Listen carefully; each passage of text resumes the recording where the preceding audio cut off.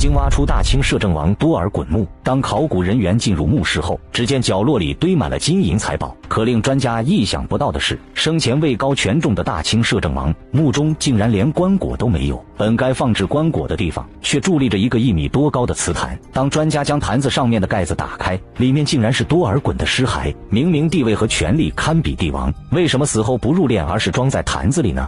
更让专家毛骨悚然的是，墓中的柱子竟然都是黑色的。这一切诡异现象的背后，究竟隐藏着什么不为人知的秘密？1931年冬天傍晚，一伙人偷偷摸摸地来到了北京东直门外一片茂密的树林里。只见树林里有10几个人在鬼鬼祟祟地搜寻什么东西。突然，领头男子在一个墓碑前跪了下来，一边磕头一边念叨着对不起祖宗的话。而他口中的祖宗就是大名鼎鼎的大清摄政王多尔衮。多尔衮是后金政权的创建者，努尔哈赤的第14个儿子，还和清朝开国皇帝皇太极是同父异母的亲兄弟。在皇太极去世后，他把持朝政7年，在这期间可以说是权倾朝野，是历史上名副其实的一个没有皇帝称号的皇帝。而这个在墓碑前磕头的男子叫忠权，他是多尔衮的第8代祖孙。大清灭亡后，皇室后人的生活日渐穷困，但让人没想到的是，他们竟真的打起了老祖宗坟墓的主意。忠权在墓碑前磕了几个响头后，一伙人便抡起了锄头，毫无罪恶感地砸向了坟墓，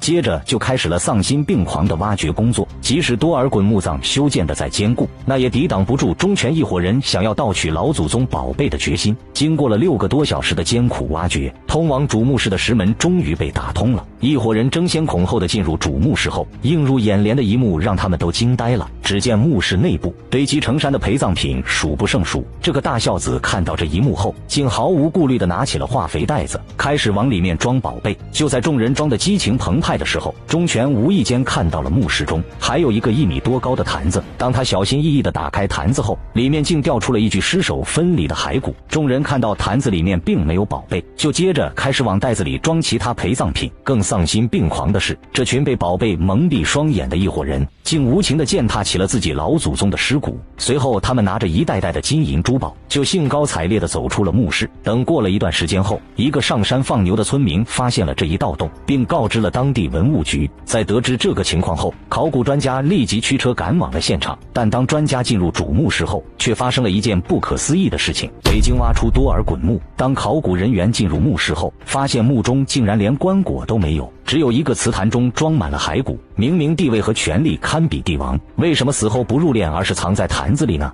在1931年，多尔衮墓被他的子孙洗劫一空后，过了一段时间被当地文物局得知。当考古专家到达现场进入墓室后，发现墓室中一片狼藉。就在这时，考古人员发现了一具尸首分离的骸骨在地上随意摆放着。经过化验，专家竟在多尔衮的头骨上发现了一条10厘米深的刀痕，这也说明他在死后脑袋应该被人砍掉过。那究竟会是谁如此恨他，在多尔衮死后都不愿放过他？就在这时，考古人员在墓室西南角挖出了一块墓志铭。考古专家将墓志铭运回实验室破译后，竟揭开了一件尘封了281年的秘密。多尔衮的脑袋竟然是他的干儿子顺治亲自下令砍下的，这很难让人想象当年到底发生了什么事情。要知道，多尔衮可是清朝的开国功臣，他的勇猛善战无人能否认。可以说，清朝的半壁江山都是多尔衮一刀一刀打下来的。本应该继承皇位的多尔衮，却被他同父异母的亲兄弟皇太极用果断的政治手段夺取了皇位。在皇太极去世后，他甚至还拥立皇太极年仅6岁的小儿子顺治皇帝上位。但在这期间，他将自己成为了权力至高无上的摄政王。虽然没有皇帝的名号，但当时多尔衮的权力几乎与皇帝无异。除了这些，多尔衮的私生活也是非常荒诞。在多尔衮辅佐顺治皇帝期间，他屡次强迫顺治给自己加封，从叔父摄政王到皇叔父摄政王，再到皇父摄政王。民间传闻说，孝庄太后下嫁了多尔衮，成为他的妻子，但两人关系究竟如何，史料中并未明确记载。而孝庄太后就是皇太极的妻子，也是顺治皇帝的母亲。对于年幼的顺治皇帝来说，这种舆论无疑是难以忍受的耻辱。母亲的名节被玷污，自己的权力也被架空，再加上多尔衮还把自己的亲哥哥皇太极的长子豪格给害死了，因此顺治皇帝对多尔衮的仇恨早就深深埋在了心底。在1966年冬，多尔衮在一次打猎中坠马导致身亡。年仅39岁的多尔衮真正的死因，到了如今还是众说纷纭。不管怎么说，他也是一位常年驰骋沙场的猛将，从马背上掉下来摔死的说法，至今还有很多人不相信，甚至有人猜测他可能死于朝廷内部的谋害。但不管真相如何，多尔衮的突然离世，让年仅14岁的顺治皇帝终于摆脱了这位摄政王7年的压迫。顺治很快下令清算多尔衮的罪行。据说当年顺治皇帝对多尔衮进行了开棺鞭尸、斩首示众、